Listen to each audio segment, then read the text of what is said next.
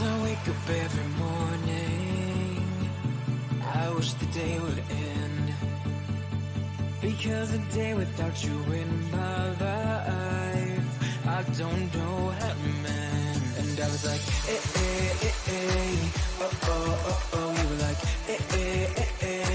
no, oh, no, oh. I was like, oh, oh, oh, oh. You were like, no, oh, no, oh. Come on, let's rewind till I smile. That look upon your face. My heart is empty and unguided. I'm blind leading chase. I thought I had a plan with you and me.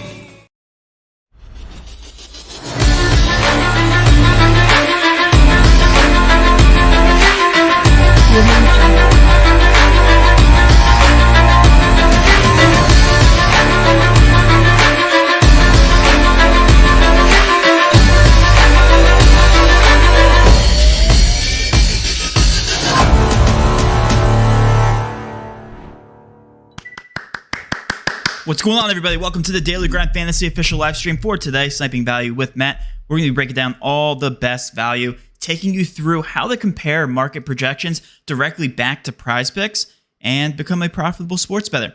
If you guys showed up to the live stream yesterday, it was at 4:30. A lot of fantasy scores. Majority of them hit. The one that I was focused on the most did not.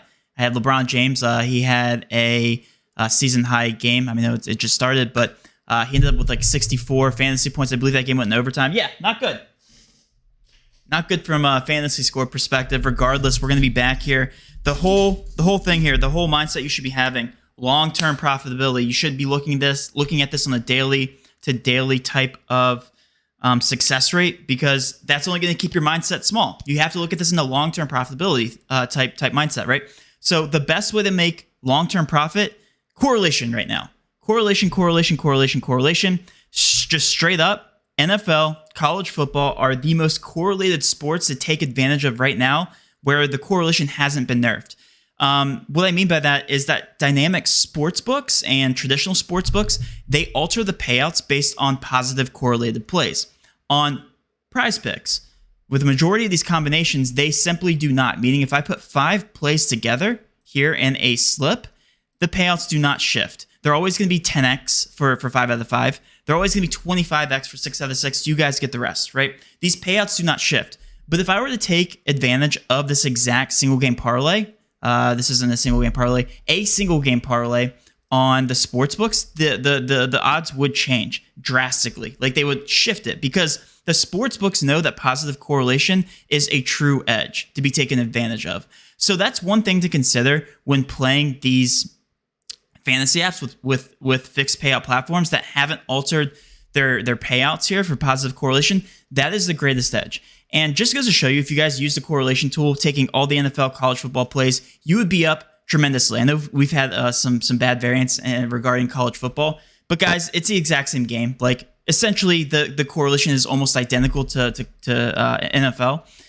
Meaning that they have wide receivers, they have running backs, they have the same kind of correlation. It changes because the game isn't necessarily the exact same. The clock differences, just rules in general, barely change though. But overall, the sport is the exact same. Therefore, the correlation is just as strong in college football, if you are able to take advantage of college football in your state, as NFL. So stick with the process. You guys can see that we record every single slip recommended off this tool in this correlation chart. You'd be up over 423.6 units if you were to take advantage of every single slip.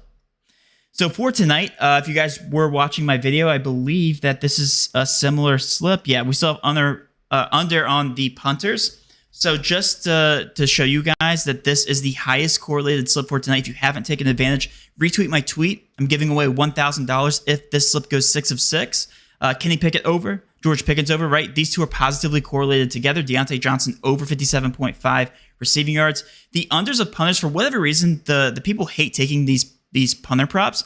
I guess because it's not fun to sweat. But guys, think of it. If Kenny Pickett is going over in passing yards, that means he's going to be throwing for a lot of yards, which means that yards are going to be easy to come by in the red zone. They're going to get him closer to the red zone, closer to touchdowns, field goal opportunities, which means that the punters are not going to be punting as much. Like, logically, that makes sense. So I don't get why a lot of people don't like playing the under on punter props, because, guys, like, it's very heavily correlated. Not only that, the player props for punters aren't offered on sportsbooks, and the sportsbooks know how much of an edge there is, or else they would offer them, right? Like, especially in single game parlays. And I don't believe they offer them altogether. For whatever reason, maybe there's not enough data, but we do have data. We have data to compare against underdog punting props, and I believe Parlay Play also has punting props. So we take the most aggressive punter prop lines and we recommend them on those various DFS apps. For instance, if Prizepicks had the punter prop of 4.5 opposed to Underdog's 4,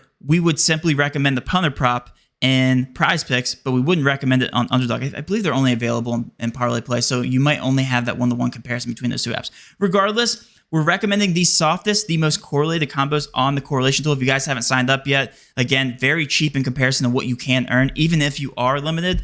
If you were a $5 sports bettor, you would be up still tremendously, thousands of dollars since taking every single slip on this tool. We have a power user, somebody who's used the correlation tool since day one. He's literally almost up identical units from day one.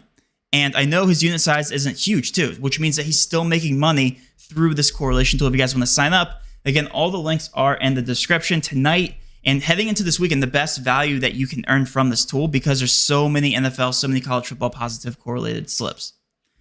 But anyway, we're going to be focusing on value today, sniping value across the industry, whether it be NFL, NBA, for whatever. We don't like to just look at one specific app.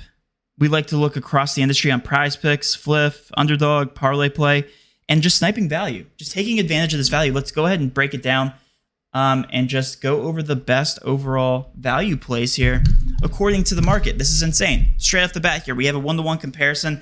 I would middle these. For anybody who doesn't know what middling is, just simply comparing one-to-one player props here. We know that ON, I believe he's a support player, which means he doesn't normally get kills. So 1.5 to 1 for a support player is huge. Imagine if this player lands on 1. You don't technically lose on Jock Market, and you cash out on Prizepicks. So let's go ahead and middle these on Prizepicks and Jock Market. I have not entered any of these slips yet, so I am strictly just going into this raw dogging. All these are fresh and new. I also want to make sure that these plays are positively correlated with one another or not negatively correlated. So Knight, is he playing? JD, no, he's not. And again, this is very straightforward. So the way to look at the tool, if you guys ever want to walk through this logically in your head, Knight is set to 10 on Prizepicks, set to 11.5 on Hot Streak, another data point, and then 11 on Parlay Play. So who is the most off here? Yes, Hot Streak has juice on the... Oh, they have juice on the over. So yeah, this is really off on Prizepicks according to the rest of the data points that we have. Knight over 10. I know he's a good player too because people always tweet about him. And Verno for Valorant. This is a Valorant play. Let's take a look here at this play. This play is set to 31. So that's this projection here on Prizepicks. But he's also set, he or she, I don't know, they have a girl league going on right now, set to 33 on Underdog. So under 33 would be the middling opportunity here. This is the correlated slip, by the way, from the video. There's a 2-kill discrepancy here. Like, that is massive. 2 kills on Valorant could make or break your slate. So imagine this player lands on 31, 32, or 33. You technically win on both apps. So that's what I would be doing. I'd be building my slip on Prizepicks, taking advantage of the best slip value because slip value changes per app. So on Prizepicks, the best slip value is a 5-man or 6-man flex because you get average implied odds of -119. Middle these individual legs on Prizepicks and then switch over. Take advantage of the slip type on Underdog that is also optimal, which is a 3-man non-insured. So you're getting these at -122 odds. You're still getting a 2-kill discrepancy on both apps. Per that discrepancy, we're saying, hey, this has a 55.46% chance to hit the over. On Underdog, this has a 55.46% chance to hit the under. You only need this to middle over 5.46% of the time for this to be profitable long term, which it is. It is definitely profitable. So that's what I would be doing right now if I were you guys and utilizing this tool. The DG Fantasy Optimizer, that's all this does. Compares price points. Because if you don't know about a sport, you don't have to know about any sport. These players play for the same, so this is negatively correlated anyway. You can use the sharpest sports books in the entire world to compare and gain that knowledge. You're not as sharp as the sports books. This looks like a better play here on underdog. So let me just walk through this. 32.5, 33.5. You could technically middle these. I'm not opposed to doing it, but the more off projection looks to be 35 here on Prizepicks.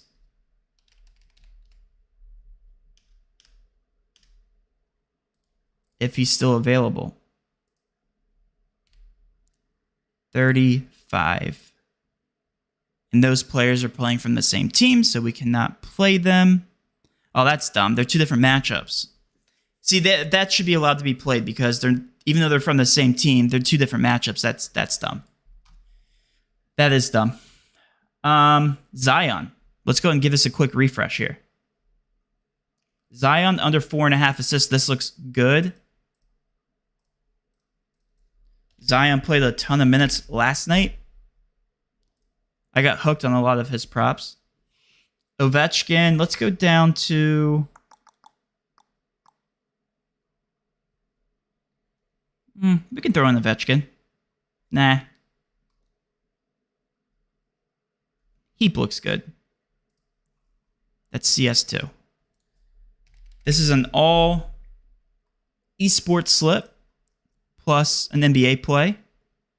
Whatever. We just attack the value where we can. So I'll talk about Zion and why he is plus EV here in a second. I'm also going to spend some time to get in the slip. I'm missing out on a lot of value myself, so I'm just trying to take advantage.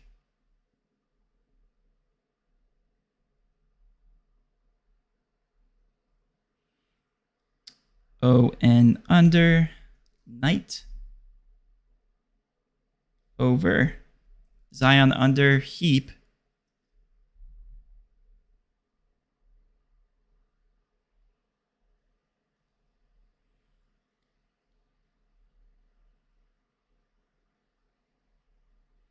Verno over.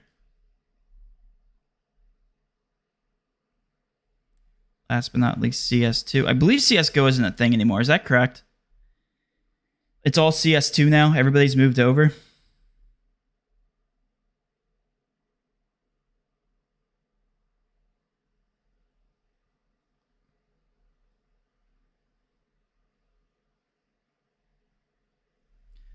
So there's 3 mores and 2 lesses.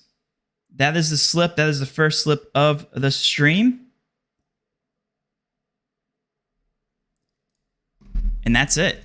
So all you guys have to do is constantly refresh the screen. This is an odd screen, so it compares the market. Zion here has heavy juice, meaning that Pinnacle is punishing you for taking the under at 4.5. You won't get as good bang for your buck if you include this in a 5-man flex slip on Prizepicks.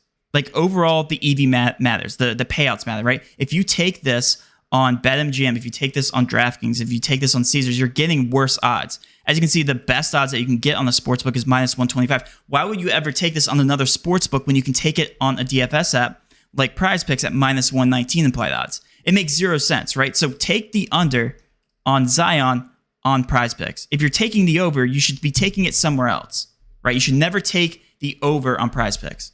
Never. Because it doesn't make sense. It doesn't make logical sense why you would do that. And as long as you're saving money here in the long run, as long as you're consistently comparing value, that's how you become a profitable sports bettor. So we have 2 plays. Well, it looks like we only have 1 here on underdog. Let's try to shove in some more value. I know a lot of you can't play college, so I won't even try. But Brock here looks good. Are they from the same matchup? This might be positive correlation. I think it is. It's a different matchup. Whatever. Still a good play. But oh no, it would be negative correlation. My mind's in the gutter. Dapper under 29. I can never tell what teams these guys are playing for, or girls.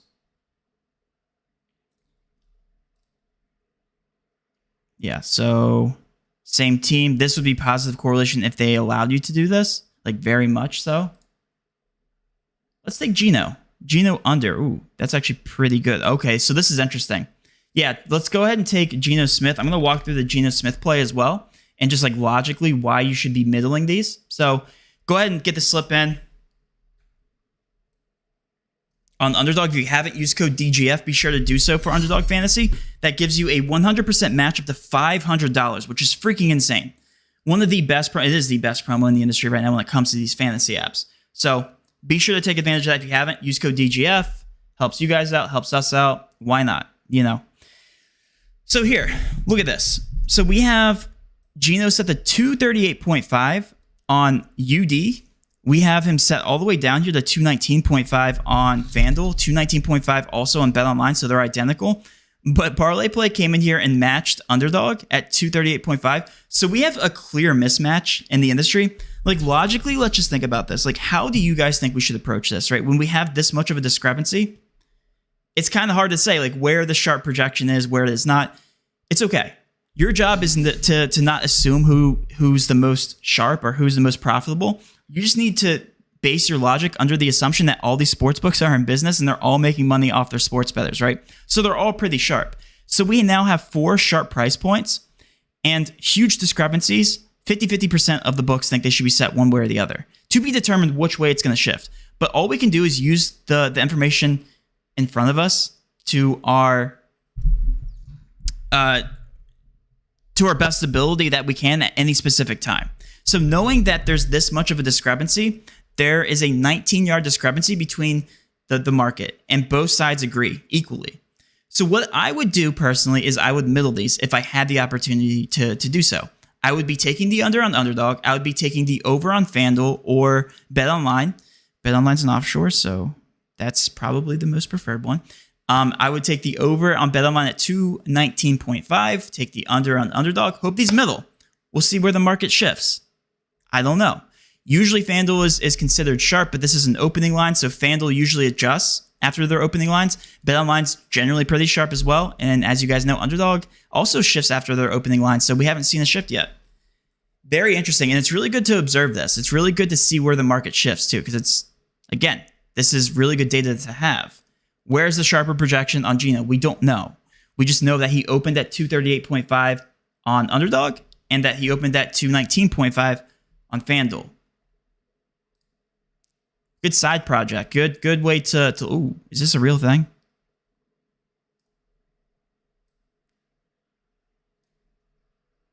That might be a real thing. So this is way off. Switch over to Parlay Play. Use code DGF. Yeah. At least showing on my end. I would get in a...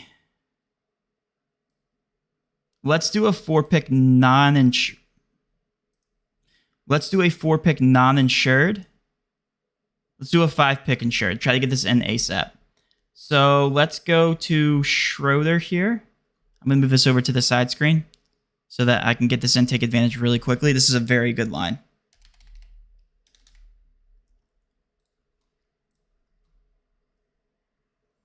Under Ovechkin. Let's go. People are going to hate this one. And then we have right underneath of that, Siakam. So all unders. That's the... Why is it shifted? Because Schroeder's on Philly. Okay.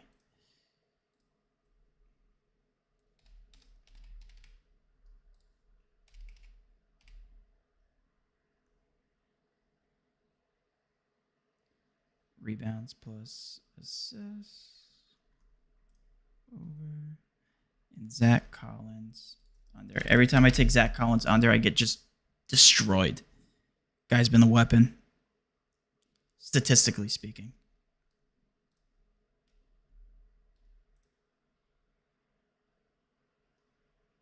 Let's do the 5-pick insured here. So let me walk through. I'm playing a 5-pick insured because it might not seem obvious. If you guys have the optimizer, you're probably like, whoa, half of these plays aren't qualifying.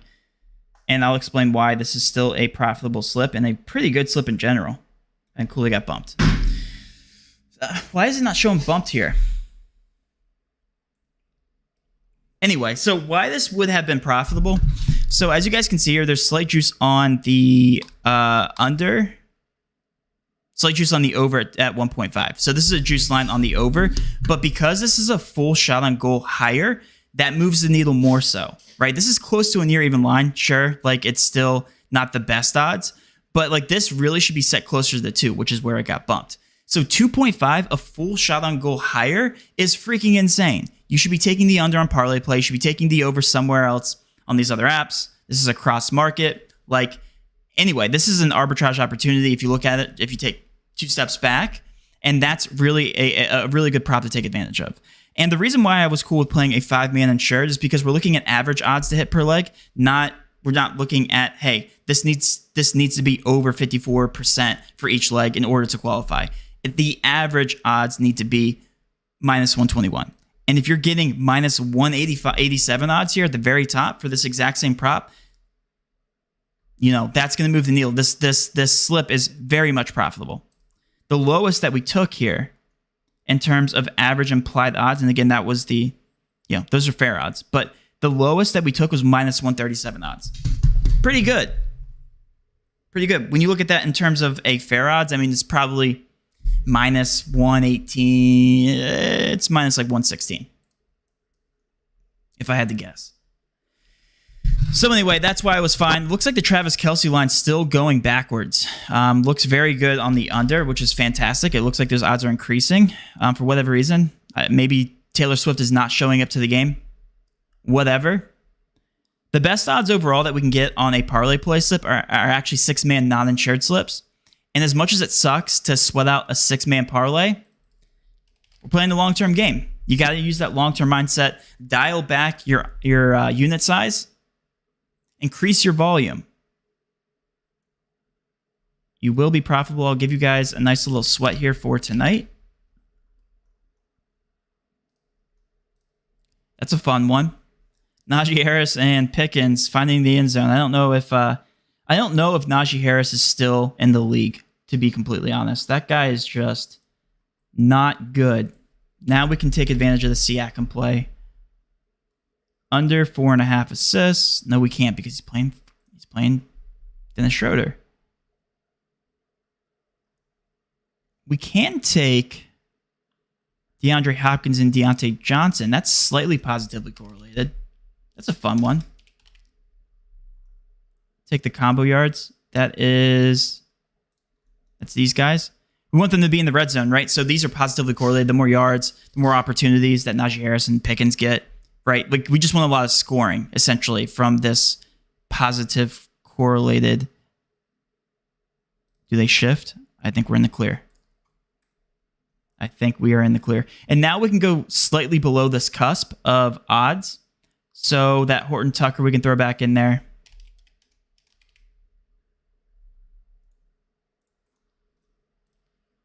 And then Tobias Harris we can't include. And then we can throw in the Zach Collins.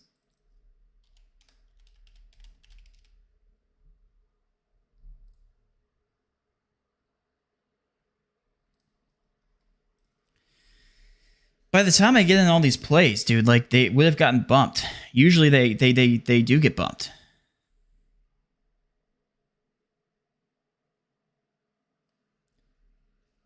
Kelsey.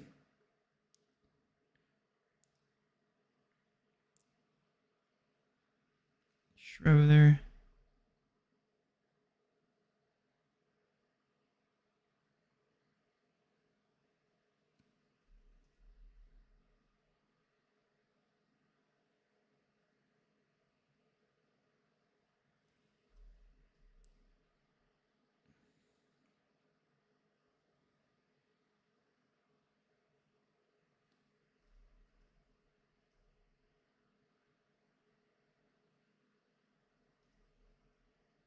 Dude, this takes me so long.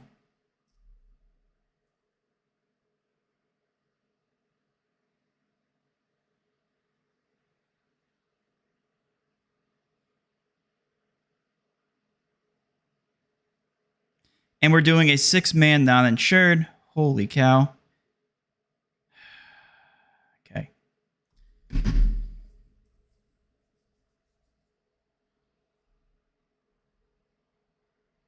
Optimizer. Already bumped it to. It's just CS2. What's going on, guys? I'll get to your questions here in a bit. Also, if you do have any questions, feel free to spam them in the chat. That's the entire point of these live streams. I definitely want to educate you guys as much as I want to get in plays. We need to know the reasoning for these plays, because how can you guys be confident, right, in these plays if I'm not explaining them, right? Like, the whole point is to take away education from these videos. I don't think anything else exists. I'm pretty sure the board is dry, unless you guys want to head to the middling tool. So the middling tool has been printing. Like, there's been so many opportunities here.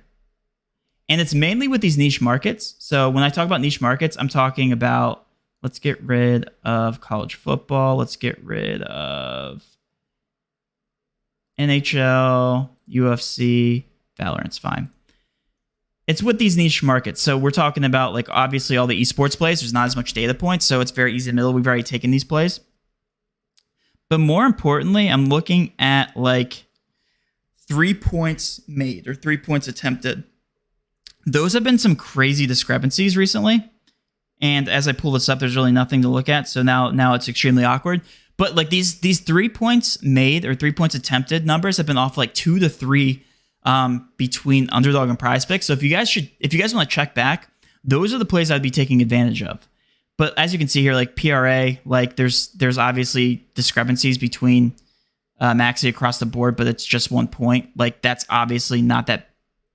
There's no opportunity there. Same thing with rush attempts. We already took advantage there, and Jalen Hurts. So this looks to be an off one. I would take advantage of this one on hot streak. But anyway, you guys can find out a lot more here. Ooh, that looks off. There's a lot more to break down when you see the whole row of projections, right? Like, obviously, the sharp play would be only hot streak to hit the under here, not the over, because the entire market agrees with that 250.5 projection. So it looks like hot streak is just, they're in shambles. They don't know what they're doing there. So I would take advantage of that. But yeah, like Heap, Enzo, you can find discrepancies, and really just with niche player prop markets. So all these plays are good when middling, even on Prizepicks and UD. We could build a slip here, go down the line by middling on Prizepicks. We can go ahead and do that. I might as well show you guys, because it's a 1-to-1 comparison. So we have Nipple here. NPL, whatever his name is. We're calling the Nipple.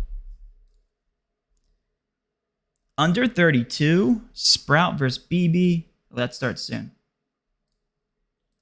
Hopefully he gets just destroyed. Vic, VIC, V1C. We also have to look for negative correlation or positive. That's Valorant, dude. I hate how you can't just search by specific player props, like, and just do a universal search over all sports. Like, if I search V1C in the top of the screen, it should pop up with all the search results for V1C, and I should immediately get my player prop, because all the other apps have this. Like, why has Prizepicks not? Why? It can't be that hard.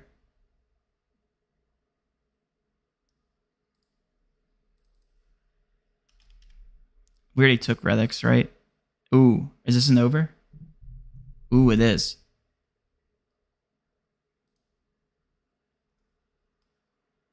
Is that right? So these two play each other. So this is positively correlated. That's a fantastic start to a slip. I'll explain why that's positively correlated here in a second. Mitch, over. Can't play him again or her, whatever. Verno, we already took advantage of. Maxi. We're starting to get into some bad territory. Let me see if I can find 2 more real quick. These are really good props. I don't have a problem with going right below the cusp. Let's say we haven't thrown in Ovechkin. Ovechkin's not bad.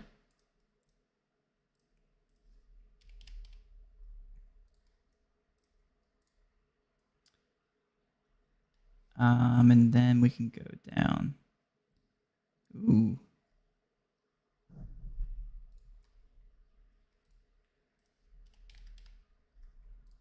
That's an over 9.5. It's a lot. Anyway, these two are positively correlated because in CS:GO, the length of the game is dependent on how close the game is. So think of it as like an overtime situation for NBA, except overtimes happen a lot more often in CSGO and CS2 or in Valorant. They're all the same. They're all the same in terms of like their overtime rules. Meaning that you have to win by 3 after the overtime starts, right? So you need to win by at least 3 rounds or more. I believe that's how it works. So that means if a team goes to the overtime, the whole matchup does, right? It increases the likelihood that all these players within that game are going to get more kills, not just one specific team.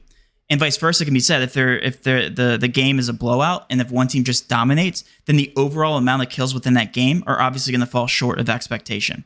So again, think of it like as extremes. Like if in NBA, if the game's close, regardless of how the player's actually performing, the overall amount of points, the likelihood that they're going to score more points goes up. Same thing can be said with kills in Valorant. If it goes into overtime, the more kills are statistically increasing, right? So by pairing Vic and Redix, we're hoping for a close matchup. This go back and forth and then potentially go to overtime. And when they go to overtime, hopefully more kills, and those 2 players go over. So that's the way it works. So by positively correlating these 2 together, it's also organically bringing up the percent odds to hit. They were both sitting around 54.5%. Don't want to give away secret sauce, but guys, by organically increasing those percent odds, I can tell you right now, this slip is very much plus EV. Probably one of the most plus EV plays that we provided today, just by comparing these 2, by combining these 2 together. And we do have CSGO, CS2 on our correlation tool, and CSGO, CS2, fantastic for correlation. Same thing with League of Legends, but their correlation rules are different. I don't have any examples or I would show you guys, but I think that's it. I think we just dried up the value. Pretty straightforward. Pretty quickly got rid of all of that. I think we can safely call it a stream. These guys are below that cusp or right below it, or close to it. So I don't feel comfortable making a whole nother slip here. Yeah, that's going to be negative EV. Anyway, it is what it is. Let me go through the questions here. When a play is 2.5 on the books but favored, minus 211 on Pinnacle or any other book like Wyatt Johnson, can you explain when to take those? I know either got bumped down or started there. So somebody just asked what the 5th leg is. We take all that into consideration. So if you guys see this player just got bumped, we take historical evidence and show you the player prop markets that move the needle with 0.5, with only 0.5 movements. And we show what that would actually be in terms of a percent odds to hit. So just know that that's all baked into the optimizer. So if we show an even line, even though the line is higher on the sports book, if it's like a shot on goal, right, that's minus 211 to go under, then that's still, we're showing, if we're recommending the under like Ovechkin at under 4, we're still showing, hey, that is so heavily juiced that mathematically speaking, we're going to take the under on 4. So we're playing for that to either land on 4 or go under 4. And the percent odds to hit are great enough for that to happen to make this a plus EV bet. I think I explained that correctly.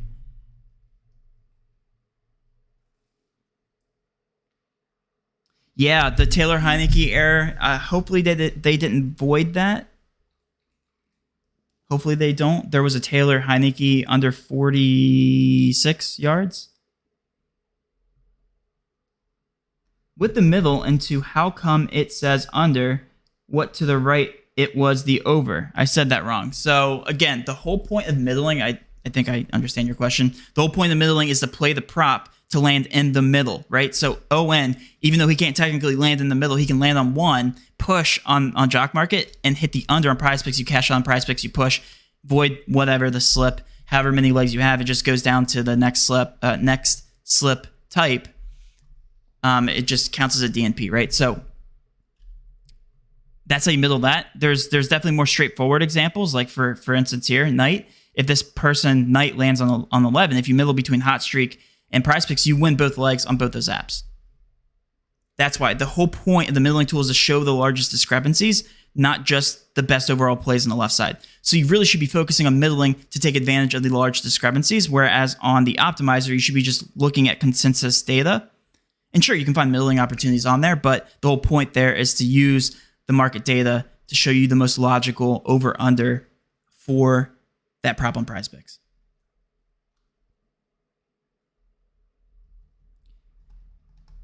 It makes complete sense. Thank you. I've been trying to explain to my brother and why I took Steph Curry under 5 3-points made. He was at the 5?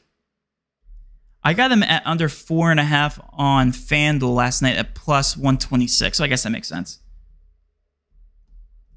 Yeah, nobody likes taking the unders on Steph Curry regardless. I remember having a comment section that roasted me. This was like a year ago. It was, it's just a guy who doesn't understand, doesn't get the plus EV betting aspect. I also recommended the under. It was like 3.5 Steph Curry line, whatever it was. And he was just like, dude, you're an idiot. You can't take the under on superstars. You guys get it. Like, usually a lot more people get it in here. But the whole point is, like, when somebody says that, they're providing zero context to the actual projection. So if Steph Curry is set to 6.5 and somebody's using that same logic, never take unders on superstars, like, how does that make any sense? How does that make any logical sense that if a projection was set that high, you still should take the over on that player? When over the long course of the season, the average of his 3 points made are what, closer to 4.5? Why would you take the over at 6.5? Come on, guys. So it's just like some people just like to type and just like to hate before they even logically talk through things. And that's the hardest part about being a content creator in the plus EV space, is like you're always looked at by the guy who's egotistical. And I know I'm going on a little bit of a rant here, but you're always looked at the guy who's looked at as egotistical and just trying to sell something, when the whole point of this tool is to literally just show you guys profitable bets. Sure, like I run a business. Like there's no, like that's obvious. Like, yes, of course I'm selling a tool, but at the same time, how many people have made money from this tool? Like hundreds of thousands of dollars. And it irks me.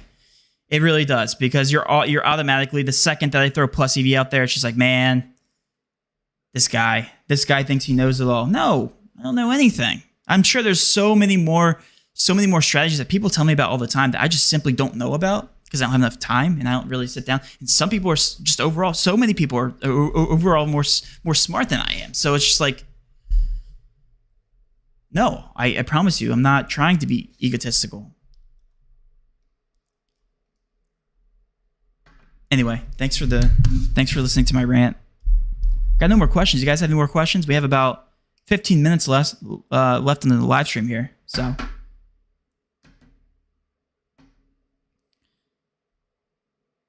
Optimizer $59.99. That's how much it is. Again, do you guys want a correlation? You guys want a correlation slip while we wait? I don't know why you wouldn't. So correlation is totally... The reason I love correlation too is because it literally forces you to scale back your units and trust the process the exact same way you would here on the optimizer, except here it's a lot more profitable because correlation just presents the best edge right now in all of DFS for all the reasons we talked about at the beginning of the live stream. But it literally forces you, and it like forces, by paying the price that you pay for the correlation tool and actually just taking the slips here, you guys only have one option but to trust the process. And like, as weird as that sounds, it's like we force you to be smarter with your money, which is great. Like we force the new people to really understand and trust the process. The top one here, Justin Watson over receiving yards, Patrick Mahomes over 281.5 receptions. Rice, man, he's been a beast, over 7, and then Tua with Tyreek Hill. That line looks low. That's going to be a good matchup. Hopefully that's a competitive matchup. These guys soar over for sure. But that Rice line looks low. I'm assuming that's why it's being recommended. Anyway, the correlation tool sifts through the best plus EV edges of all of these player props. That is the edge. Like, we know that you can go in and randomly plug away some of these player prop lines, and it's probably going to be plus EV. But the entire point of this tool is to find the best correlated combos that are going to present the best edge, so that you can make money in the long term compared to what you would make if you just correlated some random slip together. A lot of people have a tough time understanding that. It's like, why did it recommend one slip 1 minute when it recommended the next 10 minutes later? Well, again, just like the regular market, plays bump. It's no longer a good correlated slip. It's no longer the most profitable, which is the whole reason for the slip in general, or for the tool in general. So many slips, man. So many good slips. And these are all fixed payout platforms. Prizepicks does not alter their payouts on all overs for specific player props, for specific player prop markets. And then Underdog does not alter on all unders and overs. They just restrict you to using the same player in 2 different slips and player prop combo. Anyway, the market's always changing. We're always adapting. We're always changing the rules. Correlation tool price, $200. $200 monthly, and $5 better would still make sense. They'd be up over $1,500 the last time I checked. Quick math. Since August 18th. You can also correlate plays together using the optimizer if you're smart with it. Just takes a while to really look at it. This tool saves time and money. This tool saves time and money. They both do, but this saves more time and more money. Sure. Can we get UD correlation? Yeah, I just gave you one. You mean for tonight? You guys want tonight? We can do tonight. Unless it's no longer profitable.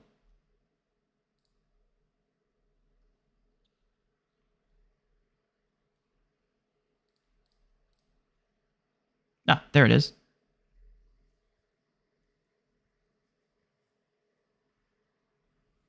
You guys are asking for all the correlation slips. I see what you're doing. I'll release tonight. Unless it refreshes. I believe the slip was the same from the morning. And if that's the case, this one just got bumped. If that's the case, it was... See if I can remember this. Let me see if the... Yeah, so Pickett just got bumped up. That might affect things. Pickens hasn't moved. This hasn't moved. Hopkins was 50. That hasn't moved. And then I think it was Deontay Johnson. Oh, he got bumped. Yeah, he got bumped too. Yeah. It might be refreshing right now and looking for the next best. Anyway, I feel like I spent too much time on here. I'm just rambling on. If you guys need any help, my DMs are always open. I'm always on Twitter. Feel free to reply to me, ask questions. I'll respond if I see them, if I'm not overwhelmed. Other than that, guys, thanks so much for tuning in. Look up for content a little bit later. With all that being said, ooh, that looks good. Let's cash. I'll see you tomorrow.